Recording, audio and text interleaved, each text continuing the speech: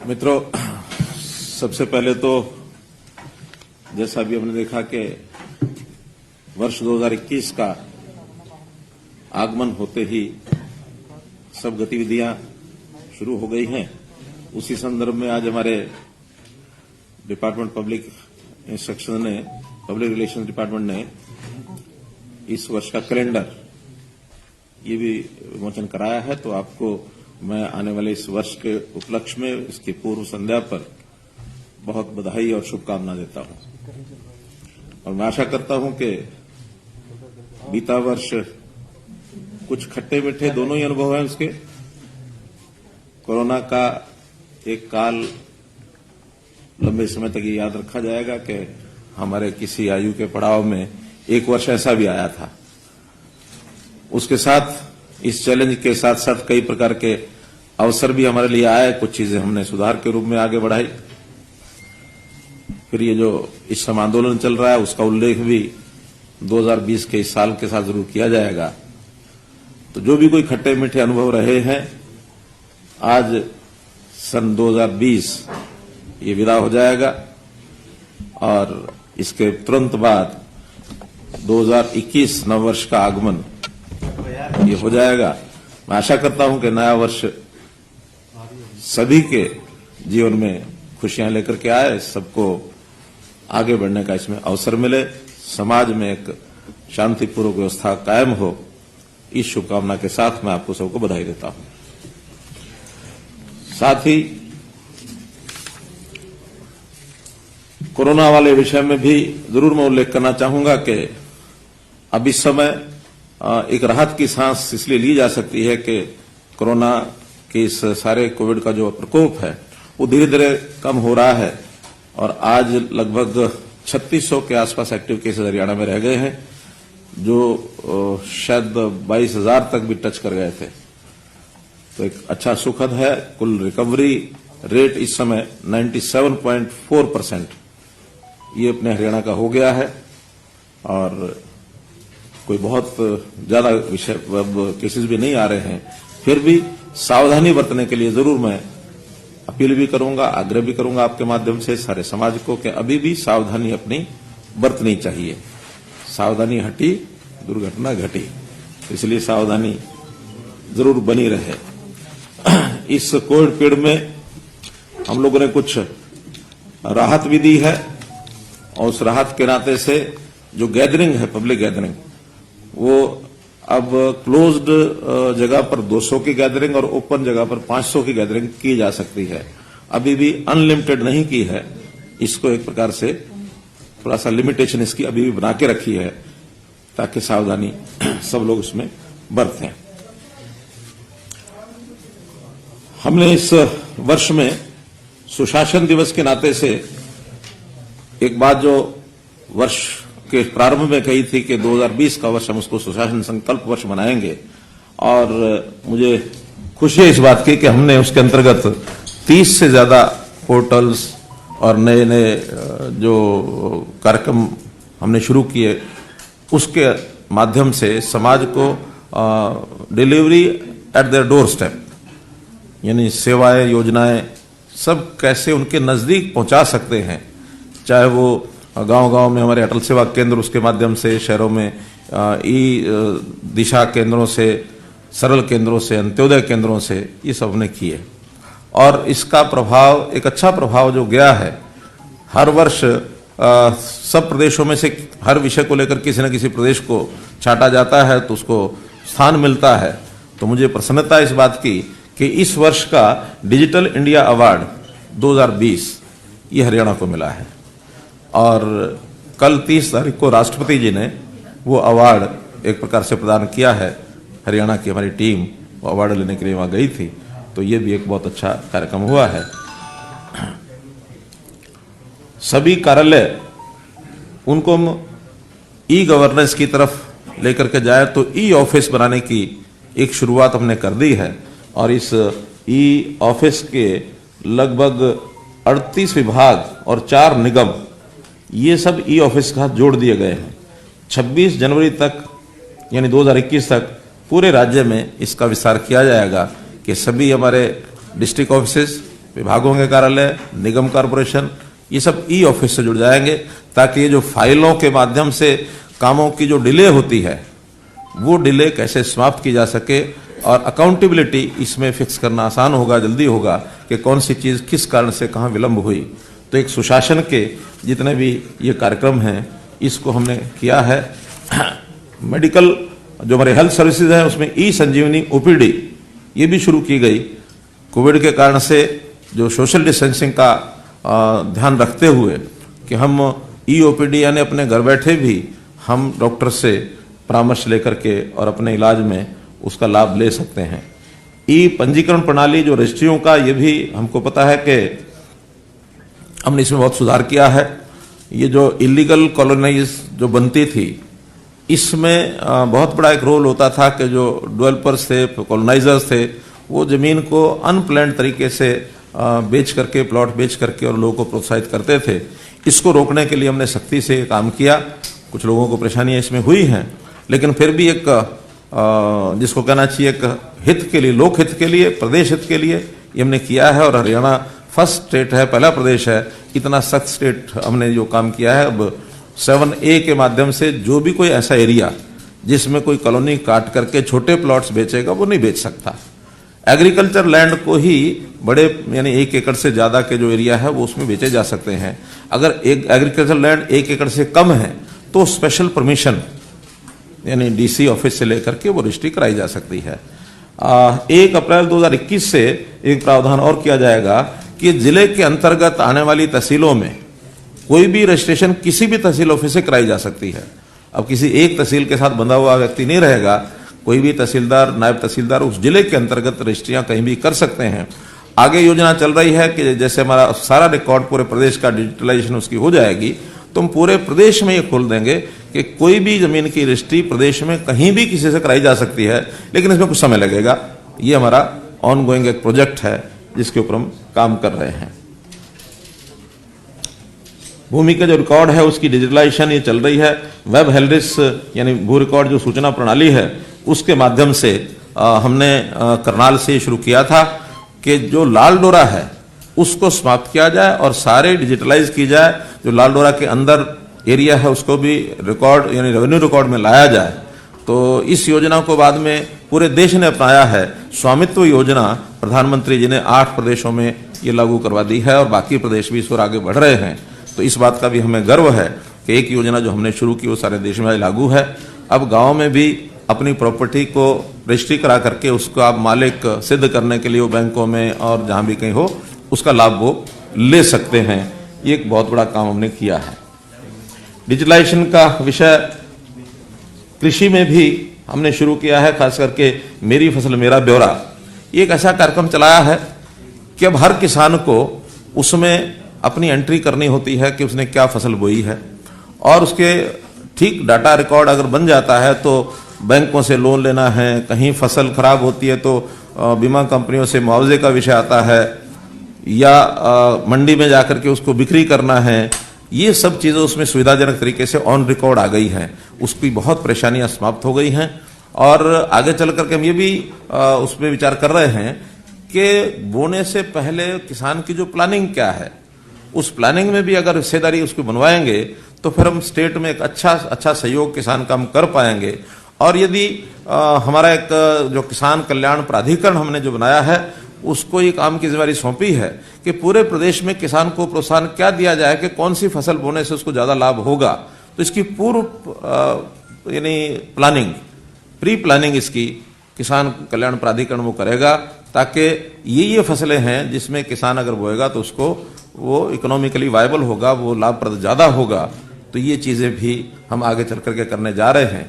जैसे कल ही मुझे एक मित्र ने कहा कि मैदानी इलाके में अंजीर बहुत अच्छा हो सकता है, हम जो नहीं बोते हैं अभी तक। ये जो पश्चिमी देशों यानी ये जो ईरान अफगान की जो कंट्रीज हैं उधर से अंजीर आता है, यह बहुत कम होता है। तो आज ही मैंने बागवानी जो हमारा डिपार्टमेंट है उसको कहा है कि इसका अध्ययन करें और हम यहाँ यानी अंजीर की खेती अगर हो सकती है अच्छी तो उसको करेंगे। बहुत एक लाभदायक एक मेवा है जो हर व्यक्ति के लिए उपयोगी होगा।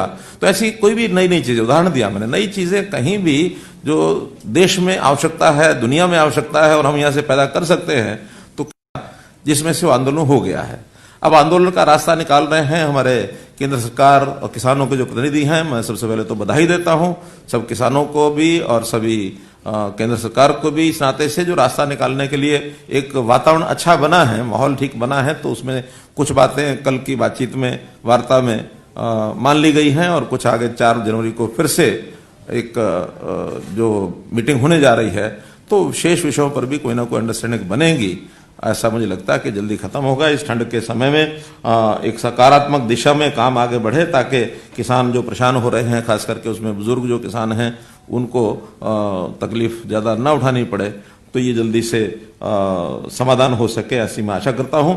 हमने हरियाणा में, मैं ऐसा कई बार चर्चा करता हूं अपने बंधुओं से, हरियाणा में किसानों के लिए जितना हमने किया है पिछले 6 साल में, शायद ही किसी प्रदेश ने किया होगा।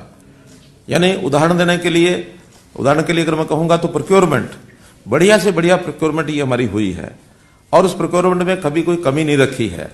हमारी भावांतर भरपाई योजना, इसमें भी हमने 16 सब्जियों के ऊपर ये भावांतर भरपाई योजना दी है, ताकि किसी को लागत से कम न बेचना पड़े। एक समय था सब्जी सस्ती होने पर सड़कों पर लोग फेंक देते थे, आज ऐसी कोई नौबत नहीं आती है। पहले से ही पता होता है कि कौन सी सब्जी का भाव कम जा रहा है, उसको जिस भी भाव में बेच के आएगा, तो कॉस्ट से जितना लॉस होगा, घाटा होगा, वो सरकार भरपाई करती है। ये योजना हमने पिछले 2 साल से चला रखी है और बहुत सफलता में चल रही है। उसी के साथ जो बाजार भाव का घाटा है प्रोक्योरमेंट में, खास करके बाजरा और सरसों, 6-7 फसलें ऐसी हैं जो कोई प्रदेश इसको प्रोक्योर नहीं कर रहा। बाजरा सरसों के अलावा हमने मूंग, मूंगफली, सूरजमुखी, मक्का, ये सब खरीदे हैं। तो ऐसी सब फसलों पर खरीदने के बाद निर्देश ये है कि स्टेट अपनी रिक्वायरमेंट के हिसाब से इसको खरीदे, जितनी आवश्यकता है। हम सब खरीदते हैं, खरीदने के बाद सस्ता होने पर बाजार में उसको बेचा जाता है। तो पिछले वर्ष में लगभग 550 करोड़ रुपए का घाटा हुआ था। इस बार वो बढ़ करके, क्योंकि बाजरे की प्रोडक्शन भी ज्यादा हुई और इस बार बाजरे का रेट जो कि पड़ोस के राजस्थान प्रांत में 1200-1300 रुपया क्विंटल बिका, हमारे यहाँ 21.5 रुपया क्विंटल बिक रहा था। तो 2 बातें और हुई जिसमें से बाजरा ज्यादा मंडियों में आया। एक, लोगों ने अपने खाने के लिए लगभग 20-25% बाजरा जो रखते थे वो उन्होंने नहीं रखा। स्वाभाविक है कि 2200 में 2100 में बेचेंगे और खाने के लिए सस्ता लाना पड़ेगा, तो पड़ोस में से राजस्थान से ले आएंगे, ऐसा हमको जानकारियां मिली हैं। पहले वो रखते थे, इस बार किसी ने अपना वो बाजरा रखा नहीं। दूसरा, हमारे न चाहते हुए भी कहीं ना कहीं स्मगलिंग बाजरे की राजस्थान से भी होती रही है और उसकी हम जरूर छानबीन करेंगे कि ऐसी जो काम करने वाले कोई व्यापारी होंगे या कोई और व्यक्ति होंगे, तो उन्होंने ऐसा किया है तो वो ना कर पाए आगे, इसके लिए कोई ना कोई चेक जरूर लगाएंगे। क्योंकि यही बाजरा हमको फिर बाद में चाहे वो पोल्ट्री फार्म्स को, चाहे मंडियों में सस्ता बेचना पड़ता, तो घाटा स्टेट, हरियाणा स्टेट अपने किसान के लिए तो घाटा खा सकती है। हरियाणा स्टेट का किसान हमारे लिए, हमारी जिम्मेवारी उनकी है। बाकी प्रदेशों का योजना उनको अपने आप बनानी चाहिए। तो ऐसी योजना पंजाब को भी बनानी चाहिए, ऐसी योजना राजस्थान को भी बनानी चाहिए। बाकी सब जगह भी जो फसलें वहां बोई जाती हैं उसके ऊपर एमएसपी पर वो खरीदें। हमने तय किया है, वादा किया है, दृढ़ निश्चय भी बताया है कि हरियाणा में एमएसपी को कभी खत्म नहीं होने देंगे। मैंने तो यहां तक घोषणा की है कि एमएसपी को खत्म करने की किसी ने कोशिश की तो मनोहर लाल राजनीति छोड़ देगा।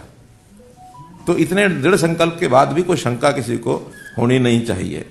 तो इस प्रकार से हमने किसानों के लिए, बागवानी के जो किसान हैं, इनका पहले बीमा योजना में बहुत थोड़े ही बगीचे जो उसमें आते थे, सब्जियां और बागवानी की फसलें नहीं आती थी। हमने मुख्यमंत्री बागवानी बीमा योजना, एक नई योजना बनाई है। इसमें 2.5% का जो चार्जेस लेकर के उस जो किश्त है, और 30,000 सब्जियों के लिए, 40,000 रुपया किसी बगीचे के लिए, फल के लिए, ये इस प्रकार का हमने मुआवजा जो है देने की ये घोषणा की है और इसको बहुत सराहा जा रहा है। इसी प्रकार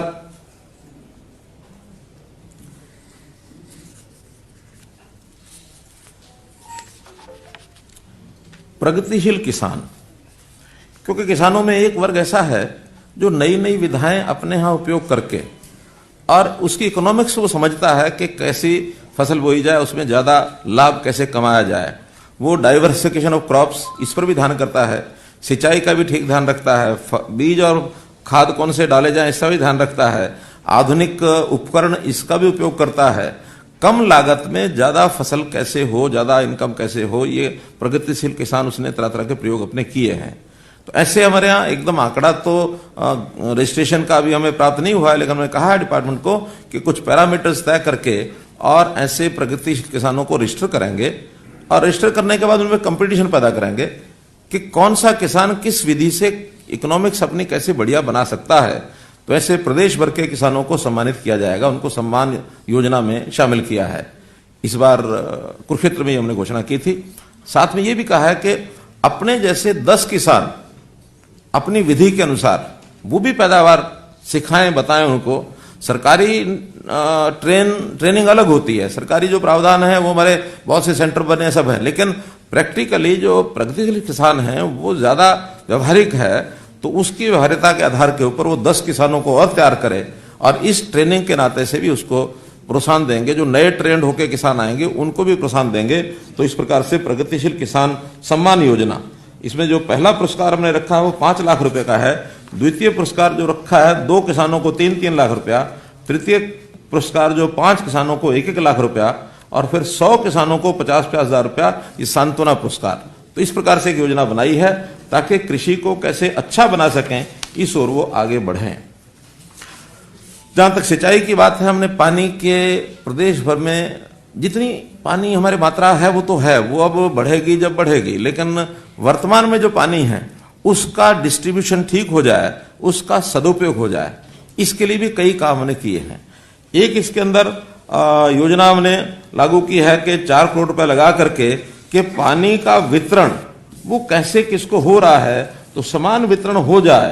तो इस पर एक वितरण प्रणाली में मशीनीकरण का हमने उपयोग किया है ताकि हर नहर में वहां कितना पानी जा रहा है इसको किस प्रकार से और उसको कंट्रोल कर सकते हैं, ताकि कहीं भी पानी की डिस्ट्रीब्यूशन अनइवन ना हो, फिर उसमें कहीं चोरी होती है, बीच रिसाव होता है, कहीं कहीं पानी वेस्ट जाता है, उसका भी उसके अंदर एक प्रकार का नियंत्रण कर सकेंगे। और इस आधार पर हमने पानी टेल्स पर पहुंचाया। पिछले साल आपको पता है कि हमने ये घोषणा की थी 300 टेल पर पानी पहुंचाएंगे, 297 पर हमने पहुंचाया, 293 पर। तो 7 टेल किन्हीं कारणों से नहीं पहुंचा, लेकिन पानी का डिस्ट्रीब्यूशन दक्षिण हरियाणा में राजस्थान के बॉर्डर तक हमारा गया। अब इस बार हमारा जोर है माइक्रो इरिगेशन पर। तो माइक्रो इरिगेशन में जो एक काडा डिपार्टमेंट है जो नालों का, नालियों का और इसका जो रख रखाव करते हैं, नई नालियां बनाने का काम भी किसान के लिए वो करते हैं, उसमें एक काम किया है कि जो 24 फुट प्रति एकड़ की नाली का उनको पैसा दिया जाता था उसको बढ़ा करके 40 फुट कर दिया था हमने, और उसके हिसाब से किसानों को लाभ उसका पहुंचने लगा है। अब काडा को ही माइक्रो इरिगेशन का काम भी दिया गया है, तो इसलिए इसका नाम अब काडा की बजाय मिकाडा हो गया, MICADA। तो मिकाडा एक अथॉरिटी बन गई है, उसके अंतर्गत हम अब माइक्रो इरिगेशन के काम चालू करेंगे। जहां पानी की कमी है वहां हम माइक्रो इरिगेशन के ही ट्यूबवेल के कनेक्शन दे रहे हैं, और एक विशेष योजना बनाई है कि 25 एकड़ इकट्ठे किसान मिलकर के अगर कोई हमको प्रोजेक्ट के लिए कहते हैं तो उसका प्रोजेक्ट हम सरकार की ओर से उसके जितना भी खर्चा है 85% खर्चा सरकार की ओर से करेंगे, बाकी 15% भी हम सोचते हैं किसी विभाग से यानी कहीं ना कहीं से प्रबंध किया जाए ताकि किसान को न देना पड़े। फिर भी अगर देना पड़ेगा तो सिर्फ 10 से 15% ही देना पड़ेगा। तो 25 एकड़ इकट्ठा करके वो लाएंगे तो प्रायोरिटी पर हर खेत को पानी वहां पहुंचेगा। और ये कल 1 तारीख से किसानों का पंजीकरण इसमें शुरू करा रहे हैं, पोर्टल उसका बन गया है। जो भी उसमें 25 एकड़ मिलकर के अप्लाई करेंगे, अलग अलग भी अप्लाई करेंगे तो जहां 25 एकड़ या उससे निकट पहुंच जाएगा उसकी प्रायोरिटी पर। अभी इसके लिए हमने 4 जिले छांटे हैं। सबसे पहले चरण में महेंद्रगढ़ जिला, दादरी जिला, भिवानी जिला और फतेहाबाद जिला। तो इन 4 जिलों में इसको शुरू कर रहे हैं। कितने किसान इसमें आगे आते हैं अकॉर्डिंगली बाकी जो यानी प्रदेश के और किसान हैं जहां माइक्रो इरिगेशन सफल वही होगा जहां पानी कम है, जहां बहुत गहराई में नीचे चला गया या हम नहर के कारण से और लंबाई के कारण से वहां पहुंचा नहीं पा रहे हैं। तो इस प्रकार से इस माइक्रो इरिगेशन के काम को भी हमने प्राथमिकता दी है। साथ ही किसानों के लिए पशुधन क्रेडिट कार्ड योजना ये लागू की है। जैसे किसान क्रेडिट कार्ड योजना थी, वैसे पशुधन क्रेडिट कार्ड योजना। और इसमें मुझे बताते हुए खुशी हो रही कि 1,07,000 किसानों के केसीसी जो बैंकों से कार्ड मंजूर हो चुके हैं। 21,000 लगभग उनका डिस्ट्रीब्यूशन भी हो गया है, बाकी डिस्ट्रीब्यूशन भी चलेगा, हो रहा है सब। तो ऐसे 1,07,000 किसानों को ये लाभ इस वर्ष मिल रहा है। शेष को भी हम ये लाभ पहुंचाना शुरू करेंगे। उसके लिए अलग अलग प्रकार के जो पशु हैं उनको अलग अलग प्रकार का जो लोन है वो उसके अंदर दिया जाएगा।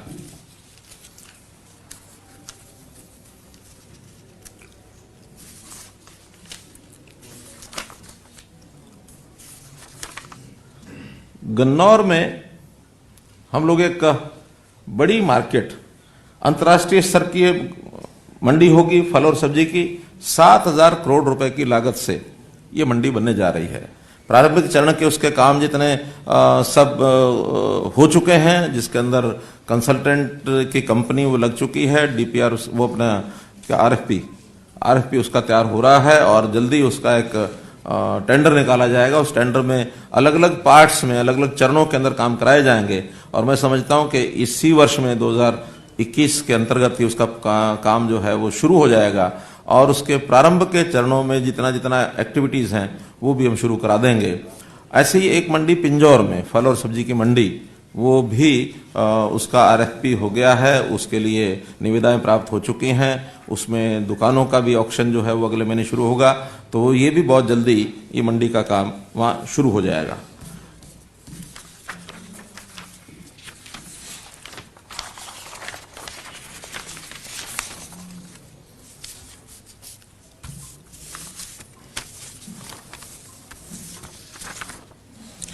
एक कृषि से हट करके एक जो योजना घोषणा मुझे करनी है, जो आपको बताना है, वो है कि हमारे एक कमेटी बनी हुई है, जस्टिस हाई कोर्ट की है उनकी अध्यक्षता के अंदर, और वो सुप्रीम कोर्ट का एक आदेश आया था 2020 फरवरी में कि जो शायद अप्रैल में जो कोरोना के कारण से जेलों के अंदर कोरोना ज्यादा ना फैल पाए, तो जो कुछ ऐसे कैदी हैं जिनको पैरोल पर भेजा हुआ है, पैरोल पर छुट्टी लेके गए हुए हैं, उनकी पैरोल अवधि वो बढ़ा दी गई थी। अभी जो अवधि थी पहले 31 दिसंबर 2020 आज तक थी, लेकिन कमेटी ने फिर सिफारिश की है कि ऐसे जो पैरोल पर लोग गए हुए हैं, 7 साल की सजा जिनको हो गई है या जो अंडर ट्रायल हैं जिनकी सजा 7 साल की बनती है, ऐसे सब लोगों को पैरोल का जो पीरियड है वो बढ़ा दिया गया है। लगभग 4,548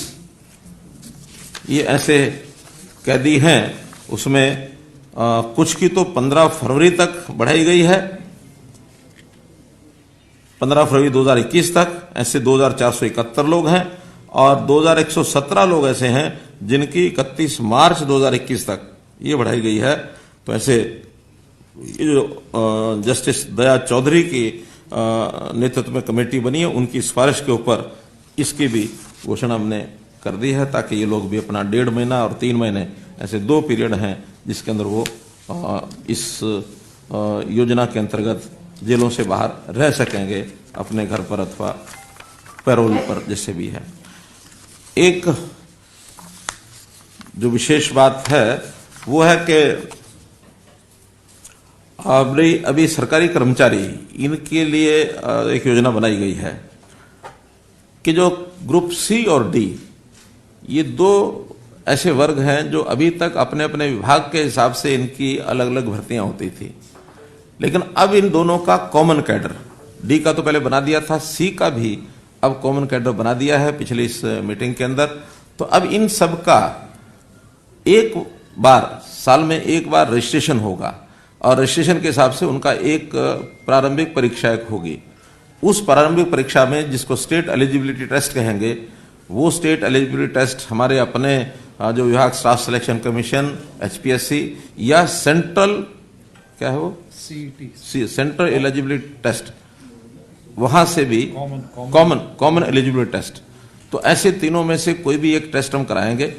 एक मेरिट बनने के बाद विभाग के अनुसार जितनी पोस्टें उस विभाग की खाली होंगी, उससे 3 गुना लोग मेरिट के हिसाब से ऊपर से लेकर के उन्हीं का एग्जाम लिया जाएगा उस विभाग के हिसाब से, उसमें से 1 टाइम सिलेक्ट करेंगे, 2 टाइम्स बाकी विभागों में भी और परीक्षाएं अपनी दे सकेंगे, ताकि बड़ी परीक्षा साल में एक बार ही हो। बाद में वर्ष भर जो हर बार हर पोस्ट के लिए लाखों लोग आते हैं, इसकी बजाय लिमिटेड लोग आएंगे और वो अपना एग्जाम दे करके मेरिट के हिसाब से वो चुने जाएंगे। अगले वर्ष के हिसाब से फिर वो टेस्ट होगा। आवश्यकता पड़ी तो वर्ष में ऐसे 2 बार भी कॉमन एलिजिबिलिटी टेस्ट ये कराए जा सकेंगे। तो इसका भी निर्णय उन्हें करना है। एक बार तो पहले कराएंगे, दूसरी बार आवश्यकता होगी तो फिर देखेंगे। लेकिन इसकी रजिस्ट्रेशन भी अब इस जनवरी माह में हम कभी भी शुरू कर देंगे, क्योंकि ये परीक्षाएं इनकी जो सामान्य परीक्षा होती है +2 की, ग्रेजुएशन की, उसके तुरंत बाद वो परीक्षा होगी। अभी तो 2-3 महीने रजिस्ट्रेशन का ही काम और बाकी सारी चीजें वो चलेंगी।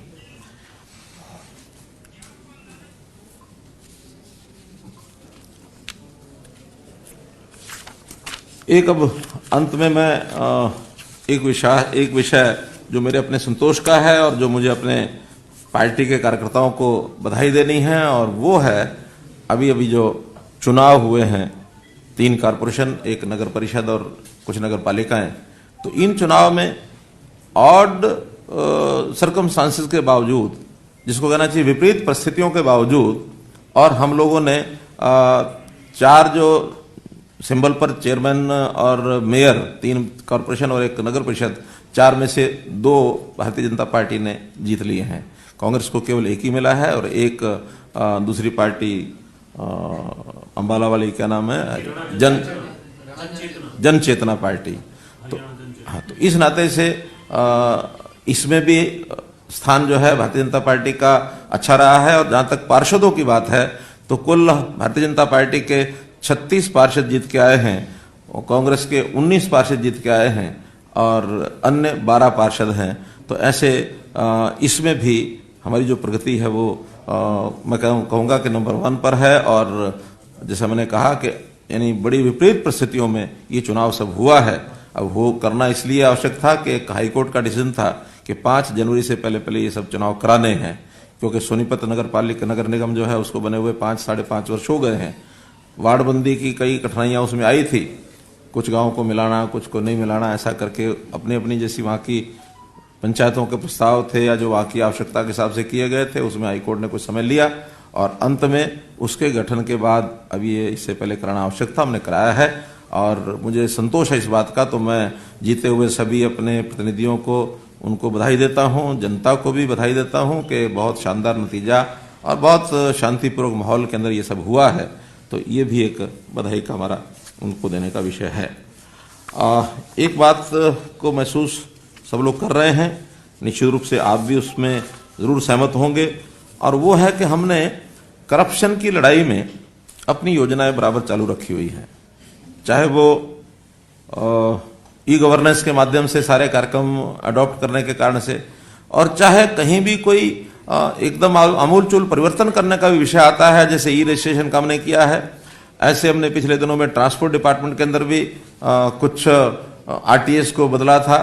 कुछ पुलिस में भी कहीं कहीं ऐसी शिकायतें मिलती थी, तो जिलों के अंदर आमूलचूल परिवर्तन करके हमने एक ही दिन में 100-150 पुलिस के कर्मचारियों को भी बदला, इधर से उधर किया। और जहां कहीं इंडिविजुअल भी ऐसा कोई केस पकड़ में आता है तो हम उसके खिलाफ सख्ती से कार्रवाई करते हैं, उसको छोड़ते नहीं हैं। जहां कहीं सिस्टम में फ्लॉ है, अब ये सिस्टम के फ्लॉ कोई आज एक दिन में बने ऐसा नहीं है, बहुत समय से चलते आ रहे हैं। विपक्ष हो सकता है कि हमारे ऊपर एक आरोप लगाया कि लो जी ये आपके यहाँ ये हो गया वो हो गया। हम इसको गर्व से यूं कहते हैं कि हमने अपने समय में इस सिस्टम को ठीक करने के लिए सख्ती से पकड़ा तो सही। पिछले इतने वर्षों में चाहे कांग्रेस की सरकार रही हो, किसी और पार्टी की भी रही हो, उन्होंने उस सिस्टम को ठीक करने के लिए कभी पकड़ा नहीं किसी को। हमेशा, जिसको मैं कहा करता हूं कि कांग्रेस तो खास करके यथास्थितिवादी, यही एक उसकी स्थिति बनी रहती थी, जैसा है वैसा चलने दो, इसमें कहीं भी छोटी मोटी अगर अदल बदल करोगे तो इसके अंदर कहीं परेशानी में फंस जाओगे, इस प्रकार का भय ये उनके मन में हमेशा रहता था। हमारे नेता हों, प्रधानमंत्री, चाहे सरकारें केंद्र की हों, प्रदेशों की हों, जहां जहां भारतीय जनता पार्टी की सरकारें हैं, हम इन चीजों से डरते नहीं हैं। हमारे मन में तो एक ही रहता है कि व्यवस्था को ठीक करना है, और व्यवस्था को ठीक करने के लिए किसी के खिलाफ कोई काम करते ऐसा नहीं है, बल्कि प्रदेश हित में, प्रदेश की जनता के हित में जो काम ठीक है वो करना है। और उसमें से बहुत सी चीजें तुरंत तो शायद नहीं सराही जाती होंगी, लेकिन एक समय के बाद लोग सराहते हैं। हमारी ट्रांसफर पॉलिसी सब लोगों ने सराही, नौकरियों का सिस्टम सब लोगों ने सराहा, ऐसे ही आईटी के जितने सारे कार्यक्रम चल रहे हैं इसमें भी सबको लाभ मिल रहा है। तो ऐसी सारी चीजें, डिलीवरी का सिस्टम ठीक बने और पात्र व्यक्ति को लाभ मिले। जो गरीब सबसे ज्यादा नीचे रह गया है, अंत्योदय योजना के अंतर्गत उसको लेकर के आते हैं। और इसमें ही एक नई घोषणा आज मैं कर रहा हूं नए वर्ष की पूर्व संध्या पर, कि हम 31 मार्च के बाद हमारा जो पोर्टल अभी तैयार हो रहा है परिवार पहचान पत्र, वो काफी हद तक हो चुका है, लेकिन उसमें अभी भी 25-30% काम बाकी है। बहुत गहराई से नीचे तक उसकी सारी छानबीन करके वो सारा डाटा उसका लेना पड़ता है। तो हम जो सबसे अंतिम इनकम के हिसाब से 1 लाख परिवार होंगे, उसमें किसान, मजदूर, छोटा दुकानदार, कोई भी होगा, बेरोजगार होगा, 1 लाख परिवार 31 मार्च के बाद उनको सिलेक्ट करके जो भी जिलानुसार जितनी संख्या बनेगी, जो सबसे नीचे रह जाएंगे फैमिली इनकम वाइज, उन सबकी इनकम बढ़ाने का विशेष अभियान चलाएंगे। उसमें उनके रोजगार के लिए ट्रेनिंग देनी पड़ेगी, उनको कहीं ना कहीं से आर्थिक यानी अर्थव्यवस्था यानी उनकी सहायता, निवेश के नाते पैसे की लोन की आवश्यकता होगी वो कराएंगे, उनको कहीं प्राइवेट इंडस्ट्री के अंदर जॉब मिले उसका भी करेंगे। सरकारी में तो क्योंकि योग्यता से आना है, योग्यता जिनकी होगी उसमें आएंगे, और जिनको नहीं हम सिलेक्ट करा पाएंगे तो उसमें भी जहां कहीं हमारे अन्य अन्य स्थानों के ऊपर कहीं ग्रुप यानी ग्रुप करा हूं, इसमें क्या कैटेगरी ए क्या बोलते हैं उसको, 1 कंट्रैक्टर 1, 2 आउटसोर्सिंग पार्ट 1। तो आउटसोर्सिंग पार्ट 1 में भी जो ठेकेदार जहां कहीं काम में लेकर ला के रखते हैं उनको कहेंगे कि इनको काम दीजिए, और जो अपने पैतृक कामों में कुछ उनको सहयोग चाहिएगा वो देंगे। यानी कुल मिलाकर के स्किलिंग से लेकर के रोजगार और फिर कहीं नौकरी, इन सब के लिए सबसे लो इनकम ग्रुप का 1 लाख परिवार, उसको हम ये मान के चलें कि अगर आज उसकी इनकम कहीं साल में 50,000 रुपया साल की होगी तो उसको 1 लाख रुपया साल की कम से कम होने की निश्चित गारंटी हम देंगे कि 8,000 रुपया 9,000 रुपया महीने का कम से कम परिवार को जरूर मिलना चाहिए। तो इस नाते से ये टारगेट हमारा 1 लाख परिवारों का सिलेक्ट करके, जिनकी आय बहुत कम है, परिवार के गुजारे मुश्किल हो रहे हैं, वो किसी भी वर्ग का होगा, किसी भी स्थान का हो, जिले का होगा, गांव का होगा, शहर का होगा, किसान होगा, मजदूर होगा, बेरोजगार होगा, ऐसे सब लोगों को चयन करके हम इसकी योजना बनाकर स्पेशली देंगे। ये एक नई योजना जो घोषणा मुझे करनी थी आपको मैंने बताई है। मित्रों, मेरे पास आज के दिन विषय और विभागों के बहुत हैं, लेकिन मैं आज कुल मिलाकर के जैसा माहौल चल रहा है उसके हिसाब से नववर्ष का, सुशासन का, किसानों का, इसी पर आपके सामने ये विषय रखने थे। अब आपको इन सारे विषयों में बहुत अगर विस्तार करेंगे तो कहीं कहीं चले जाएंगे, लेकिन इन विषयों के संबंध में कोई बात आपने बतानी हो, पूछनी हो तो बता सकते। हमने ऑर्डर कर दिए हैं, उसके ऑर्डर कर दिए। जिलों में डीसीज जो हैं उनका छानबीन कर रहे हैं, और उसमें कुल मिला के आज बाजरा खड़ा तो नहीं है। आज तो केवल वहां के गांव के लोगों से बातचीत करके कि भी किसने बाजरा अपना बोया हुआ था, अपना बोया है यानी बेचा है, जिसने नहीं बोया हुआ था फिर बेच के गया है, तो गांव के लोग बताएंगे। हमारा किसान भी चाहता है कि हरियाणा के ही किसान का बाजरा बिकना चाहिए, राजस्थान का बाजरा यहाँ बिकेगा तो अल्टीमेटली फिर सीमाएं तो सरकार की होती है ना। सर, नया साल आ रहा है, तो पूर्व संध्या है, आज पेंशन बढ़ाने को लेकर के भी बात जो है वो कही गई थी, उसका कोई स्लैब बढ़ाने को लेकर के कोई विचार है? अभी देखेंगे, फाइनेंस डिपार्टमेंट से बात करेंगे कि आपको पता है ये वर्ष जो है एक विशेष कठिनाई का वर्ष निकला है। हमारे टोटल रेवेन्यू में अभी 9 महीने में 12,000 करोड़ रुपया अभी भी जो पिछले साल की अपेक्षा में कम है, जबकि बढ़ना चाहिए था, लेकिन अभी उसकी पूर्ति करने के बाद सामान्य जितने काम हैं हमने इन वर्षों में, इस पूरे 9 महीने के टाइम में किसी को पैसा जो है रोका नहीं है, किसी की सैलरी नहीं रुकने दी, किसी की पेंशन नहीं रुकने दी, किसी का ग्रांट नहीं रुकने दी, किसी के जो बिजनेस करने वाले लोग हैं, गवर्नमेंट के जो काम करते हैं उनकी पेमेंट्स नहीं रुकने दी। 10 दिन 15 दिन पहले जरूर इसमें थोड़ा डिले हुआ था, मार्च के महीने में, अप्रैल के महीने में, लेकिन धीरे धीरे कॉमन सामान्य हो गया। महोदय, मेरा नाम चौधरी राहुल जैन है, मैं मध्य प्रदेश से हूँ। और सोलर खेती के ऊपर आपका क्या विचार है? किसके ऊपर? सोलर खेती। अगर किसान के पास 1 एकड़ जमीन भी है और 25 एकड़ में भी आप योजना दे रहे हैं, तो इस पे अगर अपन हर किसी को सोलर खेती के लिए और घर परिवारों में, जो जैसे छोटा सा गाँव है श्यामगढ़, नीलोखेरी, तरोड़ी, छोटे छोटे गाँव में अगर सोलर खेती के लिए कुछ योजना हो अगर आपके पास, तो कृपया आप रखें। देखिए, सोलर की खेती वहीं कामयाब हो रही है जहां पानी का लेवल ऊपर है, और सामान्यतः जहां पानी का लेवल ऊपर है वहां हमारे पानी की कमी नहीं है, वहां नहर का पानी भी पर्याप्त है। पानी जहां कम है वहां 800 फुट, 1000 फुट नीचे चला गया है। 800 फुट, 1000 फुट नीचे जाने के बाद 50 हार्स पावर की, 60 हार्स पावर की, 70 हार्स पावर की मोटर चाहिए। 50 और 70-80 हार्स पावर की मोटर को सोलर वाले उठा नहीं पा रहे हैं। फिर भी हमने कुछ ब्लॉक्स में सोलर दिया है ताकि जिनकी कम खेती है, छोटी खेती है, छोटा वो लैंड यानी पीस ऑफ लैंड है, ऐसे हमारे लगभग 20,000 सोलर के जो कनेक्शन है वो चल रहे हैं इस समय। सर, अम्बाला में जो पार्टी की हार हुई है, दोनों विधायक वहां पर केंद्रीय राज्य मंत्री हैं, और सर सोनीपत में भी पार्टी का जो कैडर कम हुआ है हिसाब से, और पंचकुला में मुश्किल जीत पाए सर। तो जबकि पहले जो 500 चुनाव थे हम मेयर के जीते थे बीजेपी। तो देखिए, कुछ परिस्थितियों के ऊपर तो मैंने तो एक शब्द पहले प्रयोग कर दिया, अगर आपको निधान किया हो तो, विपरीत परिस्थितियां। तो जैसी विपरीत परिस्थितियां, इसमें भी जो हमारे आउटर एरियाज हैं सब जगह हैं। किसान आंदोलन का फर्क रहा सर। मैंने विपरीत परिस्थितियां कहा तो समझदार को तो इशारा ही काफी है। आपने धान की फसल 1 लाख हेक्टेयर भूमि को धान से फ्री करने का टारगेट रखा था, उसमें क्या अचीवमेंट? हाँ, बहुत अच्छा प्रश्न किया। एक मिनट अपना परवाना जी, 1 मिनट। 80,000 एकड़ जमीन को हो गया है हमारा वेरिफिकेशन, जिस पर लोगों ने धान की बजाय अन्य फसलें बोई हैं। उन सबको बुआई के समय 2,000 रुपया दिया गया था, अब उनको 5,000 रुपया दिया जा रहा है, अलग से 7,000, तो 80,000, यानी एक प्रकार से 80% सफलता उसमें मिली है। और मैं धन्यवाद करता हूं उन किसानों का जिन्होंने हमारे अपील को स्वीकार किया, क्योंकि ये कोई कानून नहीं था, हमने अपील की थी, मात्र उस अपील पर ही इतने लोग आए हैं। एक बहुत बड़ा काम हुआ है। और जो हमारी धान की प्रोक्योरमेंट थोड़ी कम हुई है, उसमें 80,000 एकड़ का इसका भी योगदान है कि हमारी जो बिजाई है वो धान की कुछ कम हुई। परवाना जी। हाँ खड्टर साहब जी, मेरी एक रिक्वेस्ट है आपके लोक संपर्क विभाग के प्रति, जी। वो इक्वली सभी को इंतजार नहीं करते हैं कि आज चीफ मिनिस्टर की प्रेस कॉन्फ्रेंस है। मुझे किसी कोलीग से पता चला है कि आज आपने 2:30 बजे प्रेस कॉन्फ्रेंस, मैंने पहले भी रिक्वेस्ट आपसे की थी,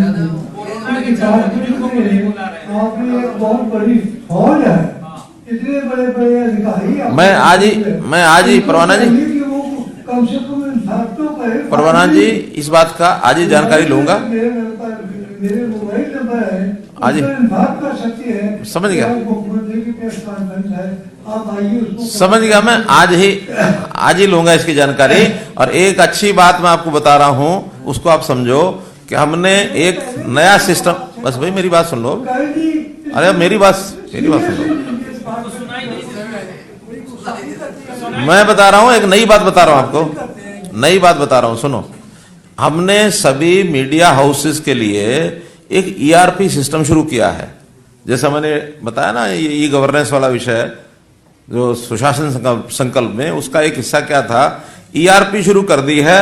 और उस ERP के माध्यम से ही अब हमारे सारे जो काम हैं वो यहां से आपको ऑर्डर दिए जाएंगे, वो जनरेट, बिलिंग भी आपकी जनरेशन उसी में से होगी, पेमेंट भी उसी में से होगी। और हमने घोषणा की है कि 30 दिन के अंदर अंदर हर एक जो एडवर्टाइजमेंट का बिल आएगा उसकी पेमेंट जारी होगी। उसके बाद अगर जारी हुई तो 12% ब्याज भी दिया जाएगा। हमारे पास मोबाइल नंबर है, आपको हाँ, दे रहे हैं। अरे रुको भाई, इसको रोक दो ना। सर एक छोटी सी रिक्वेस्ट है कि सभी पत्रकार साथी जो हैं उनके ऊपर अगर आप मेहरबानी करके दे तो बड़ी मेहरबानी होगी आपकी, कि जो कैशलेस स्वास्थ्य योजना जो है ना हमारे लिए इलाज की थी, मान्यता प्राप्त अस्पतालों में जैसे गवर्नमेंट एम्प्लॉइज को या रिटायर्ड पर्सन को मिलती है, ऐसे सभी पत्रकार साथियों को भी मिल जाए। क्योंकि लमसम पैसे तो पब्लिक रिलेशन दे देते हैं, यहाँ तो दिक्कत नहीं है, मगर उसमें पैसे अभी हमने चरणों में सारा काम होगा। पहले चरण में भी एम्प्लॉइज का कर रहे हैं, एम्प्लॉइज का सब हो जाए, फिर कुछ वर्गों को जिनको सरकार देना ही है सरकार ने, उनके लिए बाद में देखेंगे। किसानों का आंदोलन है, दूसरी तरफ हरियाणा प्रदेश में भी सिख फॉर जस्टिस जिसकी अभी तक कॉल्स आती थी, अब उसके 2 इस तरीके के संदिग्ध लोग भी हरियाणा में करनाल से पकड़े गए हैं। तो आप मानते हैं कि जो कॉल्स थी वो पहले थ्रेट थी, उसे इग्नोर किया जा रहा था, लेकिन अब इस तरीके के लोग भी पकड़े जा रहे हैं जिनका कनेक्शन इस तरीके के लोगों के साथ? कहीं इग्नोरेंस नहीं होती है चीजों की। एडमिनिस्ट्रेशन जिनके जिम्मे जो काम है वो सारा कुछ ध्यान करते हैं, और कहीं भी किसी प्रकार की कोई स्थिति होगी उसको अपने हाथों से बाहर नहीं जाने दिया जाएगा। कोई भी जो एक्शन लेना होगा एक्शन लेंगे, उसमें किसी भी इस प्रकार की गतिविधि को कभी भी बर्दाश्त नहीं किया जाएगा। एक विषय जो है वो तक आया, आपने उसका जवाब भी दिया है।